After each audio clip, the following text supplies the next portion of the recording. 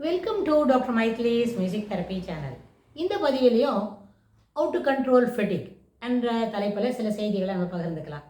நம்ம ஃபெட்டிக்ன சோர்வுலேருந்து எப்படி வெளியில் வருது, சோர்வை எப்படி கட்டுப்படுத்துறது அப்படின்னு நம்ம பார்க்கணும்.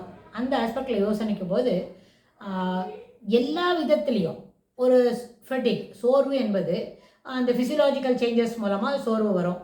ஏன் இதுக்கு முக்கியமான காரணம் பிளட்டில் லாக்டிக் ஆசிட் ரொம்ப கூடிரும் வேலை செய்துக்கிட்டே இருக்கும்பொழுது.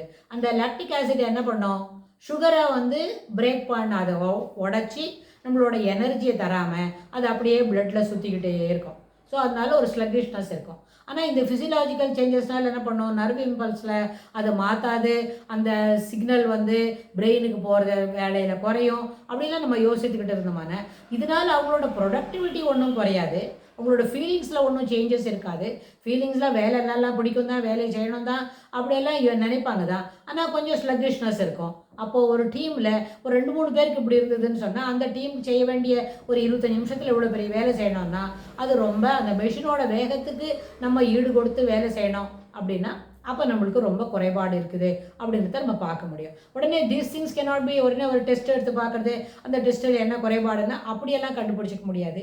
Physiological changes can only be observed.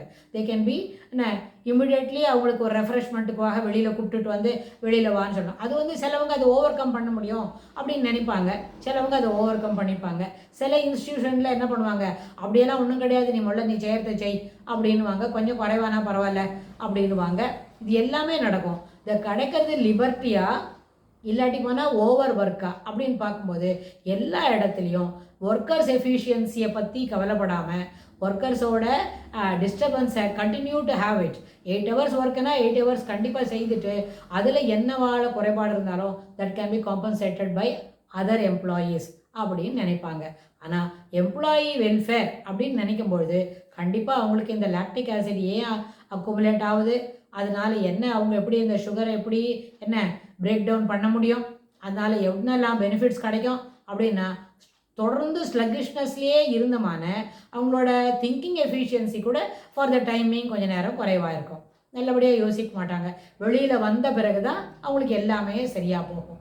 சிலவங்க அந்த ஒர்க்கிங் கண்டிஷனில் சில கம்ஃபர்ட்ஸ்லாம் குறைவாக இருக்குன்னு சொன்னாலும் இது போல் ஒரு நிலைமை ஏற்படுறதுக்கு வாய்ப்புண்டு. ஆனால் எதாக இருந்தாலும் எந்த விஷயத்தில் இருந்தாலும் these aspects R inter related அப்படின்னு கேட்டாலும் this things need not happen to the employee on the same ஒரே நேரத்தில் இது எல்லா டிஃபெக்ட்ஸும் இருக்கணும்னு அவசியம் இல்லை. சிலவங்களுக்கு இது இருக்கும், மொனாட்டனஸ் இருக்கும், இல்லாட்டி போர்டம் இருக்கும்.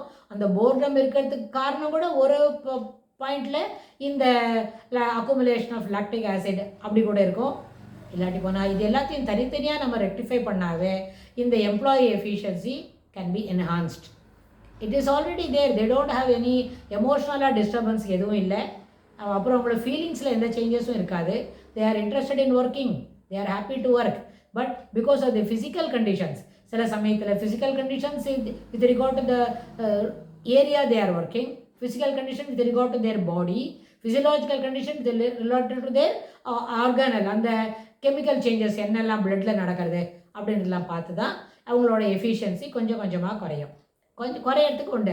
அதில் ஒரு ஒரு 3 hours ஒரு தடவை ரெஃப்ரெஷ்மெண்ட் கொடுக்கறதுனால அந்த நேரத்தில் நம்ம ஒரு வாட்டி வெளியில் போய்ட்டு வந்தால் யூ கேன் மறுபடியும் என்ன பண்ணலாம், கொஞ்சம் எனர்ஜைஸ் பண்ணிக்கலாம், கொஞ்சம் ஃப்ரெஷ் பண்ணிவிட்டு you can continue the work அப்படின்னு நம்ம சொல்ல முடியும். ஸோ அதனால் சோர்வு என்பதை எப்பொழுதும் நம்ம வெளியில் வந்துடலாம், சோர்வுலேருந்து வெளியில் வர முடியும். சோர்வு தவிர்க்கிறது அப்படின்றது ஒரு அத்தியாவசியம். ஏன்னா தொழிலாளர்களுடைய திறமையே வெளிக்கொணர்றோம் என்ன சொன்னால் தொடர்ந்து சோர்வோடவே வேலை செய்திருந்தா அவங்களோட எஃபிஷியன்சி குறையும், அவங்களோட ரேட்டிங்ஸில் நம்பர் மாறுறதுக்கு வாய்ப்புண்டு. அதனால் எப்போவுமே எம்ப்ளாயீஸ் வெல்ஃபேர் தான் முக்கியமான கருத்தாக மேனேஜ்மெண்ட்டுக்கு இருக்கணும்னு சொல்லி இந்த பதிவை நம்ம நிறைவு செய்கிறோம். இதுக்கு தொடர்புடைய செய்திகளை வரப்போகிற பகுதிகளிலும் பார்க்கலாம். தேங்க்ஸ் ஃபார் வாட்சிங்.